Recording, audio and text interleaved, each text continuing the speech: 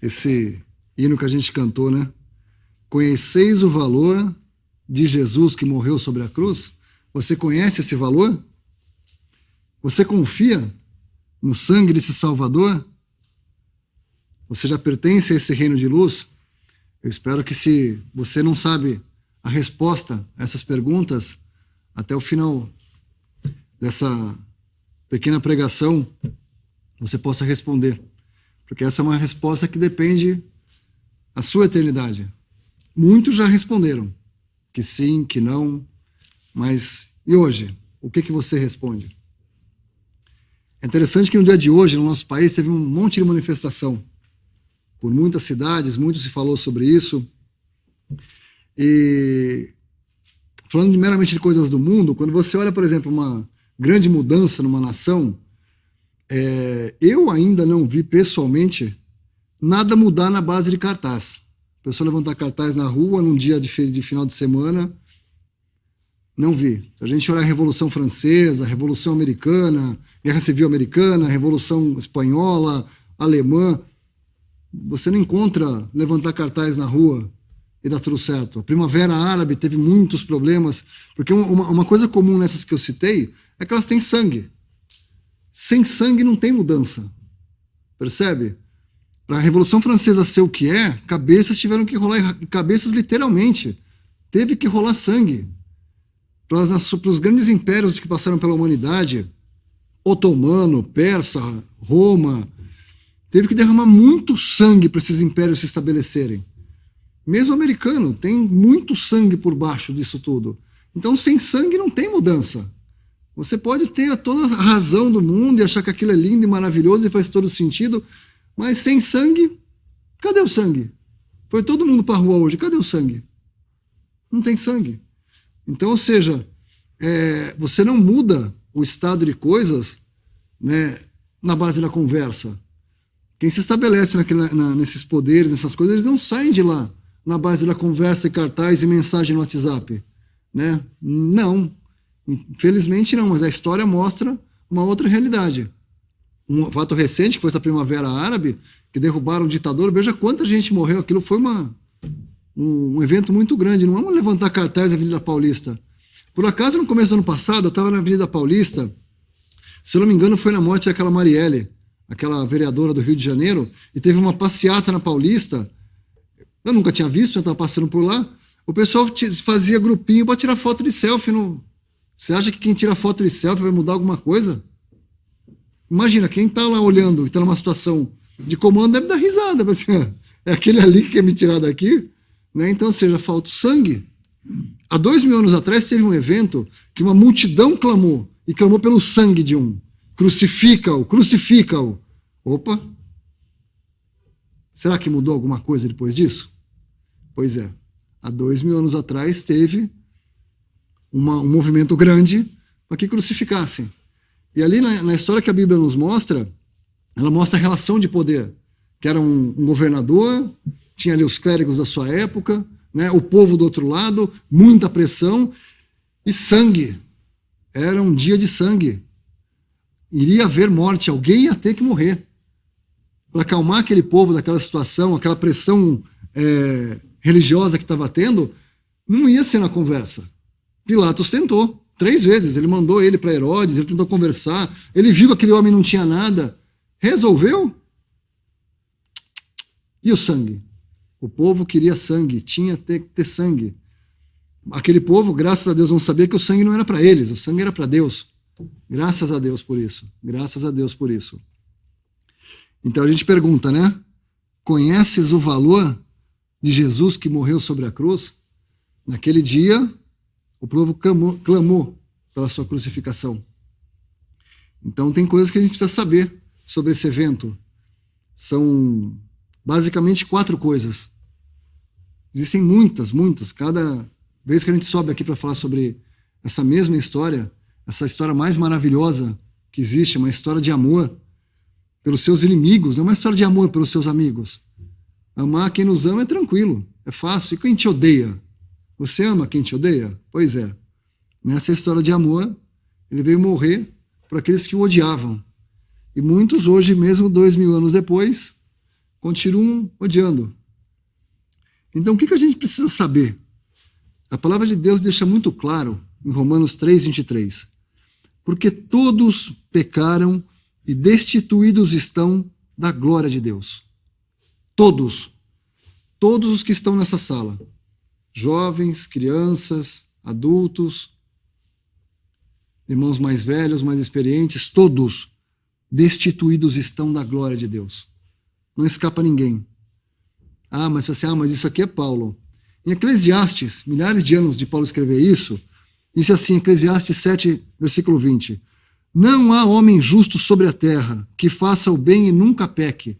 Ou seja, essa definição ela já era anterior à morte do Senhor Jesus. Essa aqui era Deus, da onde ele estava, ele já olhava para a terra e ele já via isso. Não há homem justo sobre a terra que faça o bem e nunca peque. E é interessante a gente sempre lembrar, né? Eu estava conversando com os colegas de faculdade ontem, eu falei assim, nossa, mas esses religiosos dizem que tudo que a gente faz é pecado. A gente precisa entender, às vezes, o que é pecado, né? O que é pecado, exatamente? Pecado é desobedecer o papai e a mamãe, pecado é falar palavrão, pecado é pegar dinheiro da merenda. O que é pecado, exatamente? Pecado é agir em independência em relação a Deus. Sim, é a gente querer fazer tudo às nossas próprias custas e para que Deus? É interessante, nós estávamos falando um pouco antes da reunião começar, que Jesus desceu da glória para se fazer homem. E todo homem quer subir, mas ele não sobe ao céu, ele só quer subir. Ele quer ter uma posição de destaque, ele quer ter um nome. Mas para Deus só existe um nome que é sobre todo o nome. E quem deu esse título foi ele. Não são homens que deu esse título. Jesus, um nome sobre todo nome. Por quê? Todos pecaram. Não há justo. Percebe? Então você precisa ser salvo. Você não consegue salvar a si mesmo. Quando o Senhor Jesus ele esteve aqui, ele disse isso muito claro. Na verdade te digo que aquele que não nascer de novo não pode ver o reino de Deus. Porque se todos pecam e se não há justo, então só nascendo de novo. Não tem jeito de você chegar no céu. Nada do que a gente possa fazer vai levar a gente para o céu. Então, ou seja, a gente não pode salvar nós mesmos. É uma condição que não tem como. Porque todos pecam o tempo todo, o dia inteiro. Né? A palavra deixa muito claro, né, que não é pelas obras de justiça que houvéssemos feitos, mas segundo a sua misericórdia, que nos salvou. Ele não deu o que a gente merecia. Lembra do pecado? Agir em independência de Deus? Quem criou esse universo foi ele. Com que autoridade a gente age independente dele? Em sua longanimidade, em sua paciência, ele permite. Há 2000 anos ele deixou uma porta aberta e ele permite que seu nome seja escarnecido, ele permite que cristãos professos e não professos façam muitas coisas vergonhosas em seu nome. Sim, ele permite, em sua paciência. Mas haverá um dia em que ele vai julgar isso. De todo jeito ele vai julgar. Para alguns, isso já foi julgado na cruz. Porque, basicamente, quando você ainda não crê no Senhor Jesus como seu Senhor e Salvador, você está morto em seus delitos e pecados. Então, a partir do momento que você crê, todos os seus erros foram pagos por ele. Porque, ou seja, todo pecado tem que ter seu justo juízo. Não tem como um pecado ficar sem tratar. Percebe? A suficiência no sangue do Senhor Jesus, lembra do sangue que eu falei no começo? Se toda a humanidade hoje crer no Senhor Jesus, há suficiente sangue para lavar os pecados de todos os 7 bilhões de anos que estão no planeta hoje. Obviamente, aparentemente, pelo que a gente lê, nem todos crerão. Mas se todos crescem, sim, haveria sangue suficiente para salvar todos. Porque não é pelas obras da lei. Pelas obras da lei, nenhuma carne será justificada. Porque imagina, hipoteticamente, você chega diante de Deus, mas eu fui uma pessoa do bem. Deus vira para você e fala assim, eu também. Eu ajudei os pobres, eu também. Mas eu me sacrifiquei. Ele fala assim, eu mandei meu filho para sacrificar no seu lugar. O que a gente vai falar diante de Deus? Então não é por obra nenhuma carne será justificada, por obra nenhuma. E aí, o Senhor Jesus deixou isso muito claro. Eu sou o caminho, a verdade e a vida. Ninguém vem ao Pai senão por mim. Opa, então não é você. Não é o quanto você é bom, nem o quanto você é mau. Nossa, meu pecado é muito grande. Pois é, não existe um Salvador tão grande quanto o Senhor Jesus. Nossa, o que eu fiz na minha vida é sempre muito errado. Pois é, e nada que nunca teve ninguém que fez tão certo. Do começo da sua vida ao fim da sua vida. Eu sou o caminho, a verdade e a vida. Ele disse isso. Percebe? A gente não pode salvar nós mesmos, mas Jesus pode. Eu não posso me salvar, nem salvar nenhum de vocês, mas eu posso mostrar o caminho, eu posso apontar para ele. Se você não conhecia, a palavra deixa isso muito claro, quando ela diz: Cristo padeceu uma vez pelos pecados, o justo pelos injustos. Para quê? Para eu ser próspero, para eu ganhar carro novo, para eu determinar, para levar-nos a Deus. É muito mais do que isso. É muito mais do que qualquer coisa terrena. É muito mais do que qualquer coisa que eu poderia olhar para o lado e desejar. Levar-nos a Deus. Agora sim, lavados no sangue do Cordeiro, a gente tem acesso à presença de Deus.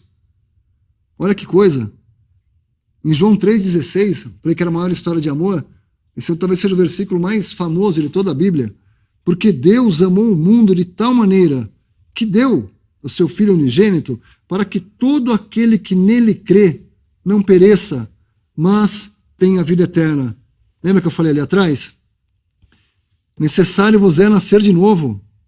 Pois é. Crê, não pereça, ter a vida eterna. Ele segue, 3,17. Porque Deus enviou o seu Filho ao mundo, não para que condenasse o mundo, mas para que o mundo fosse salvo por ele. Quem crê nele não é condenado. Lembra do juízo pelos pecados? Sim, haverá um juízo. Quem não crê nele, quem crê nele, não é condenado. Mas quem não crê já está condenado. Lembra? Mortos, delitos e pecados, não há um justo, todos pecam. Não há ninguém que nunca peque. Quem não crê já está condenado, porquanto não crê no nome do unigênito Filho de Deus. Eu lembro que pouco antes da minha conversão, eu falava com muitos ateus, eu falava assim: nossa, mas se Deus é tudo isso, por que ele não intervém? Ele interveio. Ele mandou o seu Filho há 2000 anos. Sim, ele interveio. Porque se ele não interviesse, talvez a gente não estivesse aqui hoje. Se ele tivesse aplicado o juízo desde lá do Éden, porque todo pecado, o salário do pecado é a morte. Quando Adão e Eva pecaram, o salário do pecado é a morte. Por que eles ficaram vivos? Amor. Amor. Por que Deus suporta? Porque Deus amou o mundo. Sim, ele interviu, sim, há 2000 anos. Então você, para a gente lembrar, você precisa ser salvo, você não pode salvar a si mesmo, Jesus pode salvá-lo. E aí, como a gente disse, conheceis o valor de Jesus que morreu sobre a cruz? Confie em Jesus agora. Se você ainda não fez isso, se você não tem certeza da sua salvação, se você, quando ouve falar em morte, para onde é que eu vou? Vou virar pó de estrela? Vai acabar a minha vida? Se você não sabe o que tem depois da morte, resolva essa questão hoje. Buscai ao Senhor enquanto se pode achar. Você está vivo? Você está ouvindo? Buscai ao Senhor enquanto se pode achar. Você pode achar Ele agora. Invocai-o enquanto está perto. Olha que palavra maravilhosa. Invocai-o. Você já invocou o Senhor hoje? Essa noite? Se não fez, faça. Eis aqui agora o tempo aceitável. Eis aqui agora o dia de salvação. É hoje. Não é amanhã, não. A gente está para fazer uma viagem agora no meio do ano e nós vamos fazer de avião. Não é uma coisa muito comum a gente viajar de avião. Então, assim, imagina se eu estivesse dentro do avião e aquele avião estivesse caindo. Mas o que eu ia fazer? Eu provavelmente, a primeira coisa que eu pensei, eu vou soltar o cinto e vou gritar: Jesus. Ah, mas vai mudar alguma coisa? Olha que contexto. A palavra diz muito claramente que basta olhar. Naquela situação, o avião caindo, se a pessoa ouvir esse nome, basta olhar para ele, porque ela vai saber que a vida dela está chegando ao fim, que o avião vai cair e ela vai morrer. Talvez ela tenha segundos para ouvir Jesus. Uma palavra. O que você fazia um avião caindo? E tristemente a gente acha que o avião não está caindo. Você sabe se você vai voltar para casa hoje? Você sabe se você vai acabar de ouvir essa pregação? Você tem a certeza? Você não tem. Pode ser que o avião caia agora. O avião da sua vida. Esse que todos nós estamos voando, pode ser que ele caia agora, essa noite. Jesus. Pronto. Basta olhar. Basta um olhar. Ele sabe quando o olhar é para ele. Imagina alguém que está perdendo a vida. Senhor, me salva. O que você acha que ele vai fazer? Que ele vai recusar? Deus não recusa um coração contrito. O que você fez antes, não importa o que você fez antes. Porque todos são iguais. Perante Deus, todos iguais. Todos pecadores, todos destituídos da glória de Deus. O que muda? Jesus. Porque às vezes a gente acha que tem uma vida inteira pela frente. Eu sou jovem, cheio de energia, estou no melhor da minha carreira, estou ganhando dinheiro, estou estudando. Qual será o lucro de um homem se ele ganhar o mundo todo e perder a sua própria alma? Que lucro? O que você vai ganhar? Eu vi uma frase esses dias, eu não sei quem é referenciado aquela frase é realmente verdade, mas o que a frase diz é muito interessante. É uma pessoa assim que ele é muito rico, ele é um ator muito rico, muito famoso. Ele fala assim: eu queria que todo mundo ficasse rico e famoso, para vocês verem o vazio que é isso aqui. Quem conhece um pouquinho desse mundo realmente pode olhar e falar assim: sem o Senhor, tá ótimo, você vai estar cercado de coisas. Sim. O que você trouxe para esse mundo e o que você vai levar desse mundo? Você pode andar de Ferrari, Lamborghini, melhores hotéis, melhores restaurantes, melhores roupas, melhores casas. Excelente. Vai levar o quê? Se você puder ter tudo isso e ter ao Senhor, ótimo, que maravilha. Mas sem o Senhor, trapo de imundície. É interessante que o apóstolo Paulo, antes dele se converter, antes do Senhor encontrá-lo no caminho de Damasco, ele era uma pessoa do bem. Segundo a religião dele, não tinha o que dizer dele. Judeu de judeus, da tribo de Benjamim, circuncidado, fariseu, perseguidor da igreja, pelo zelo que ele tinha com a religião dele, aos olhos dos judeus, ele era uma pessoa do bem, uma pessoa de moral impoluta. Quando ele se converteu, o que ele chamou tudo isso? Trapo de imundície. Trapo de imundície. Larguei tudo pelo conhecimento de Cristo, para ganhar a Cristo. Porque aí é uma outra coisa. Se você já foi salvo, se você já creu, que tal desfrutar agora desse Senhor? É interessante quem tem esse privilégio e essa vontade de meditar nas coisas do Senhor, a gente chama Deus de Pai, né? Basta lembrar que aquele Deus que é o Senhor dos exércitos, ele não deixou de ser o Senhor dos exércitos. Esse Senhor dos exércitos, você chama ele de Pai, a partir do momento que você crê. Imagina, o seu Pai é o Senhor dos exércitos, é o Criador de todas as coisas. Olha que privilégio, que você desfrute disso, né? Mas para isso é interessante que assim tem que haver arrependimento. A gente tem que aceitar o que Deus diz sobre a nossa necessidade de salvação, nossa necessidade que estávamos perdidos, mortos em delitos. Precisava do sangue. Aquele sangue derramado naquela cruz. Quando a lança do soldado furou o lado do Senhor Jesus, já morto, sai sangue e água.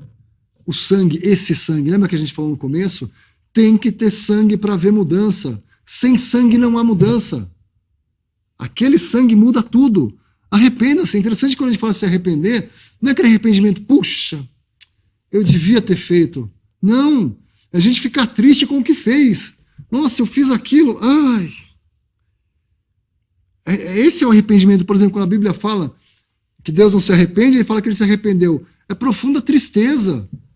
Ele não volta atrás nas suas promessas, né? Ele não erra, né? Como a gente pode supor. Esse arrependimento de Deus é profunda tristeza, que é o que nós deveríamos ter pelos nossos erros. Não comemorar os nossos erros, né? Como muito acontece por aí. A gente vê, por exemplo, pessoas com uma vida toda errada, cheia de processos e problemas, levando tapinha nas costas. É verdade? Tristemente para o mundo é.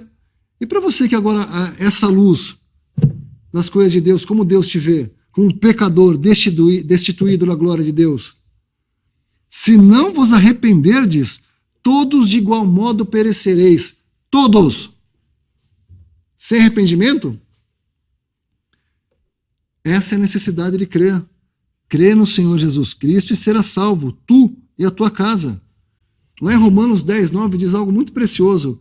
Se com a tua boca confessares ao Senhor Jesus e em teu coração creres que Deus o ressuscitou dos mortos, será salvo. É interessante que a palavra de Deus, ela não fala o intelecto. Ela não faz o menor sentido. Como é que Deus Filho, larga sua glória, vem para aqui, para esse mundo, sente fome, sede, cansaço? Qual é o nexo nisso? Olha que coisa, não faz sentido. Não faz sentido para a gente. Graças a Deus faz sentido para Deus. Não faz sentido para a gente. Com tua boca confessares, em teu coração creres que Deus o ressuscitou dos mortos, será salvo. Talvez você não sinta, nossa, eu senti uma emoção quando eu falei isso, nossa, eu chorei. Talvez não aconteça nada, mas você sentiu no seu coração e você confessou com a sua boca. É interessante que isso aqui é uma característica, ninguém chama o Senhor Jesus de Senhor se não for dele. Dá um monte de nome para ele. Se você passear pela internet, você deve ter uma certa vivência, se você for um adulto, obviamente, né? Já deram tudo quanto é nome para Jesus, mas chamar ele de Senhor, só quem é dele chama ele de Senhor. Ou pelo menos nasceu de novo. Então lembre-se, você pode não conhecer o valor de Jesus que morreu na cruz, você pode não confiar no sangue desse Salvador, você pode não pertencer ao seu reino de luz, mas não erreis. Deus não se deixa escarnecer. Tudo que o homem semear, isso também ceifará. Percebe? Hoje a porta está aberta, o convite está aberto. Hoje é o dia da salvação. Tudo isso que a gente ouve de Deus e de seu Filho, Deus não se deixa escarnecer. Né? Cada um de nós dará conta de si mesmo a Deus. Então, salvação individual. Eu espero que você creia essa noite. Porque aos homens está ordenado morrer uma vez, vindo depois o juízo. Escolha essa noite. Escolhei hoje a quem sirvais. Se vos parece mal aos vossos olhos, servir ao Senhor. Que você possa crer nesse sangue. Que você possa entrar nesse reino de luz. Que o Senhor abençoe a sua palavra.